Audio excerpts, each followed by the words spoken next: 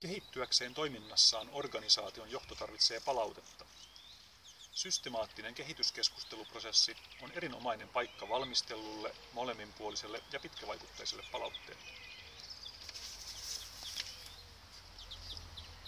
Keskustelussa tulee olla kehittämisen näkökulma. Sitä ei saa latistaa pelkäksi tulos- ja tavoitekeskusteluksi. Esimiehen tulisi saada mahdollisimman oikeellista palautetta omasta toiminnastaan ja sen vaikutuksesta henkilöstöön.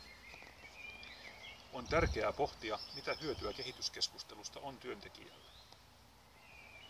Jotta esimies voi antaa asiantuntevaa palautetta, hänen pitää olla selvillä henkilöstön toiminnasta ja suoriutumisesta. Tämä mahdollistaa sekä kiittävän että korjaavan palautteen.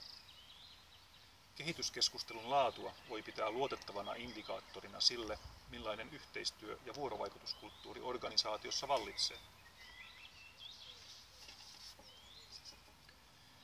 Kehityskeskustelussa työntekijän tulisi puhua 80% ja esimiehen 20% käytettävissä olevasta ajasta. Omien tunteiden hallinta on ensisijaista myös palautteen antamisessa. Löytyväthän työpaikkasi kehityskeskusteluista nämä asiat. Työssä saavutettujen tulosten mainitseminen, työntekijän kehittymiseen tarvittavien toimenpiteiden pohdinta, palautteen annon pelisäännöt keskustelukumppanin kanssa. Tasapaino palautteessa. Olette yhteisellä asialla.